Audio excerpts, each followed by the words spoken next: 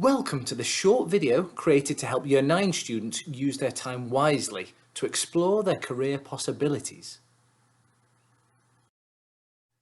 My name's Stuart and I'm a qualified careers advisor for the DEBP.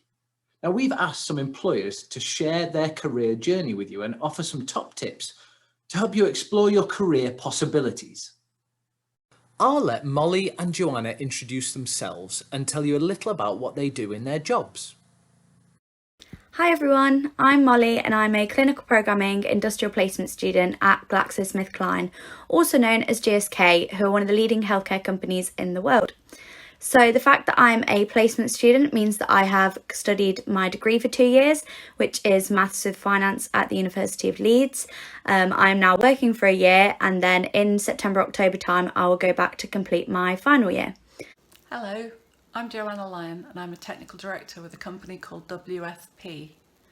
In broad terms, we're an engineering consultancy firm. We need to think creatively. We have to imagine what the future is going to look like and find ways that we can solve problems that don't even exist yet. We have to think what those problems are going to be and then come up with exciting new ways that we can solve them. And that way we can make sure that our developments are great places for years to come. Predicting the future is a tough skill. Has Joanna always had this ability? Did she know, for example, that she would one day become an engineer? At school, I didn't really know what I wanted to do. I did know that I liked maths and physics and chemistry, but I also studied English and history and geography and a load of other subjects up to the age of 16. And although I've gone into doing engineering, what I learnt about how to write and how to communicate doing things like English and history and geography has really helped. So don't ever think that if you're doing something that's essay based, it's not going to be relevant to a STEM career, because it really will. It just goes to show that the skills you learn in all of your GCSE subjects are really useful for your future career. By the way, STEM stands for science, technology, engineering and maths. So, had Mollie got a plan to work for a healthcare company? After all, she's doing a degree in maths, not science. So I'm at the very start of my career journey, really. This is my first proper job. But I didn't actually know that my job existed before I started actually looking for jobs. So when I think of programmer, I think of computer games and stuff like that. So, I didn't even think I'd have the skill set to do a programming role. And yeah, like I say, it wasn't until I actually started searching for placements, in which I searched sort of data analysts and stats, because that's my sort of favourite area of maths. Wasn't until then that I realised that I could actually do one of these roles. But yeah, when I was searching for placements, I realised how many little sort of jobs I actually knew about. I think as long as you know what your interests are, as long as you search, that interest, there'll be so many jobs that you don't even realise, are out there. Mollie's absolutely right. There are so many jobs out there that you won't know about. In fact, it's predicted that by 2032, 9% of all of the jobs that are available then don't even exist yet. So how does education help grow your knowledge of the world of work? Over to Joanna. I applied to study engineering at university and I did engineering science. This was a mix of all different types of engineering, so it included civil engineering, mechanical, electrical, we did thermodynamics, we did fluid mechanics. And again, for me that was really good because I still didn't know what I wanted to do and it kept my options open. You don't have to go to university to be an engineer though. There are lots of opportunities now to go into engineering as an apprentice, and you can get a job and learn while you earn, and get qualifications paid for by your employer. So if university isn't for you, don't think that rules out engineering. It's good to know that there are multiple routes into interesting careers. There's really something to suit everyone. But how do you know you've got the right skills for the job that you want? In terms of knowing what skills are needed to be successful in a certain job, when you apply to role, there'll be a brief description on, what the role requires, technical skills wise and soft skills wise. So for example, technically, my role didn't require any previous programming knowledge because I didn't actually have any. but they did require sort of a sciencey, maths or computing background. And soft skills, you know, I think no matter what job you apply to, most will require similar soft skills. So you've got organisation, commitment, dedication. But to be honest, to be successful in most roles, I think you just need to be passionate, and then everything else will follow, soft skills wise anyway. You know, if you're passionate about it, you're going to want to be organised, so you make sure you meet the deadlines. You're going to want to be committed and dedicated to make sure that whatever you're working on is the best quality it could be. So I'd say being passionate is the best way to be successful in a job, really. Having passion for a subject or for a career is going to get you far. In fact, it's what employers actively look for. It's also worthwhile doing your research as well. Like Molly said, you can do a job search now, look for the skills and look for the qualifications that the employer is looking for, and then spend the next few years perfecting that to make sure you're the right person for the job. There are also some great career websites, such as the National Career Service or prospects.ac.uk. They're really, really useful, but better still, speak face-to-face to a professional.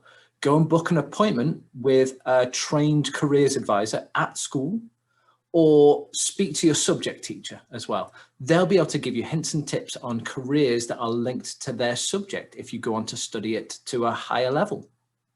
So you've done your research, you've got your skills and your qualifications, and now you've bagged the job that you wanted. You're all set, right, Joanna?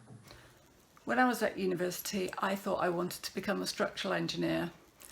I understood civil engineering the best and I liked it the most, and I thought, yeah, that'll be good for me. So I joined a company and joined their structural engineering team. But as a graduate engineer, I got moved around different departments so I could learn about what other parts of the company did. And so that included going to transport planning, highway engineering, environmental appraisal, and sometimes spent out on site actually supervising construction works. I actually then found out I didn't really want to be a structural engineer after all, and I really like transport planning. So firstly, going and looking at different things and having the opportunity to try different areas of the business worked out really well for me.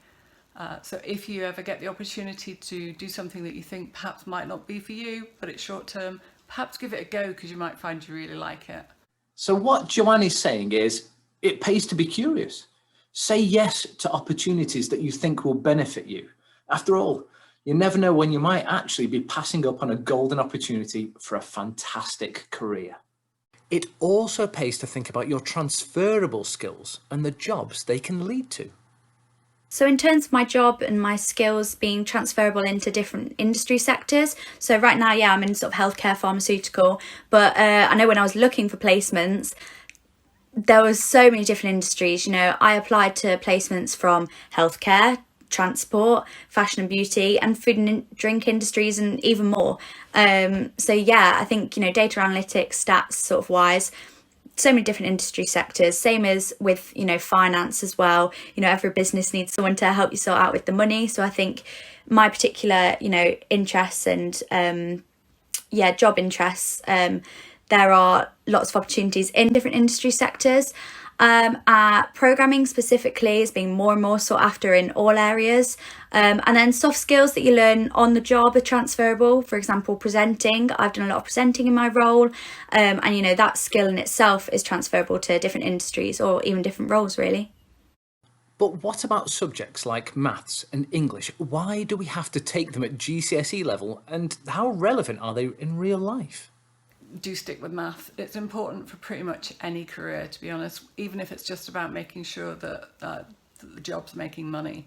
So you have to be able to do math, but you don't have to be able to do really complicated maths. You know, we use computers and calculators and things, so you don't have to be able to do it all in your head, but you do have to understand math. So stick with maths if you can.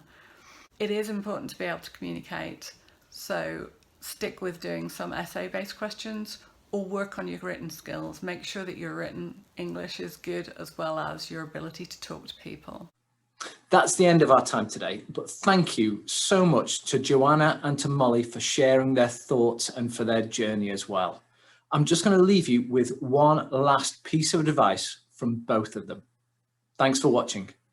So thanks everyone for listening. I hope you found this helpful. And I think one thing mainly to take away would be that as long as you do something that you're passionate about, like I say, everything else will fall in place. You'll work hard to ensure that you are successful. So yeah, good luck everyone, and thanks for listening. It's about curiosity. It's about wanting to make a difference. Keep asking questions. Look around you. What would you improve if you had the chance? What doesn't work for you? How could things be made better? What do you think is going to change in the future? How would you engineer a different future? What would you change?